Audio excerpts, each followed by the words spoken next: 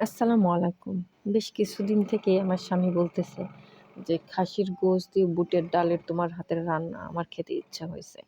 তো খাসির গোশত তো ছিল ফ্রিজে, কিন্তু ডাল ছিল না। যার জন্য অপেক্ষা করার। একদিন সে বলতেছে যে, "আমি এক্ষণ খাবো, এক্ষুনি ডাল এনে দিচ্ছি, তুমি সব রেডি করো।" তো আমি বললাম, "আমার তো সব রেডি, আমি রান্না করতে তো সময় লাগবে না।" তো সে ডাল নিয়ে এসে দিল। তার এত খেতে ইচ্ছে হইছে, সে আমাকে বলছে, "ঘরে থাকা অবস্থায় আমি করে দিব না?" সে ডাল নিয়ে এসে দিল। আমি করলাম কি, সেই ডালের ভিতরে কিছু এলাচ, কিছু তেজপাতা আর একটু লবণ দিয়ে, হ্যাঁ, গোটা কয়েকটা কাঁচামরিচ দিছি অবশ্য। দিয়ে সেটা সেদ্ধ করে নিছি। একদম গলানোর মতো সেদ্ধ করতে হবে না, মোটামুটি সেদ্ধ করলেই হবে। করে আমি নামায় নিয়েছি। তারপর এখন আমি মাংসটা কষাবো। মাংসটা রান্না করার জন্য আমি এখানে আ আদা, রসুন পেস্ট, তারপর পেঁয়াজ বাটা, গরম মসলা গুঁড়া, হলুদ, ধনিয়া গুঁড়া, জিরা গুঁড়া সবকিছু দিয়েছি। এলাচ, দারচিনি সব দেওয়ার পর আমি একটু লেবুর রস দিছি। কারণ খাসির গোশে আমার একটু গন্ধ লাগে। আর লেবুর রসটা দিলে হয় কি, গন্ধটা বোঝা যায় না, গন্ধটা অনেকটা কমে যায় কিংবা পুরোটা গন্ধই চলে যায়। সেজন্য আমি খাসির গোশ রান্না করতে লেবু ব্যবহার করি। আমি টক দই ব্যবহার করতাম, কিন্তু দুর্ভাগ্যজনিত কারণে আমার টক দই শেষ হয়ে গেছে। যার জন্য আমি টক দই ব্যবহার করতে পারি নাই।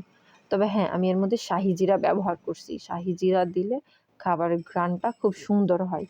এবং আমি এটা খুব ভালোভাবে তেল দিয়ে, লবণ দিয়ে খুব মশলা-টশলা করে মাখিয়ে তারপর এটা ঢেকে দিছি। পানি দিতে হবে না।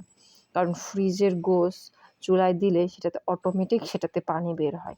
এবং আমি এটা খুব সুন্দরভাবে কষায় নিব।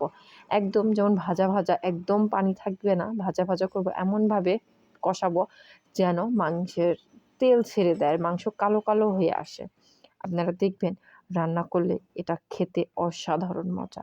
তো এই যে আমার যখন একদম পুরো তেল সব বের হয়ে আসছে এবং কালো, কালো হয়ে আসছে মাংস, তখন আমি মাংস ডুবা, ডুবা পানি দেবো।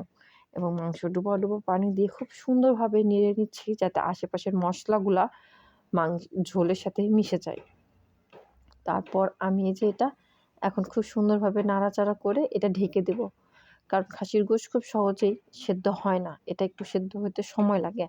গোশটা খুব ভালোভাবে সেদ্ধ হয়ে আসছে কিনা সেটা দেখে তারপর আমরা এই যে সেদ্ধ করে রাখছি ডাল, এই ডালটা আমি এর মধ্যে দিয়ে দেব। এবং এই সময় আমি চুলার আঁচটা কিছুটা কমায় দেব। এতক্ষণ আমার চুলার আঁচ ছিল একদম ফুল। তো আমি একটু আঁচ কমায় দিয়ে এটা ঢেকে দিব। কারণ ডালটাও সেদ্ধ, মাংসটাও যেহেতু সেদ্ধ হয়ে গেছে, কিছুটা তো একটু ঝোল রাখতে হবে।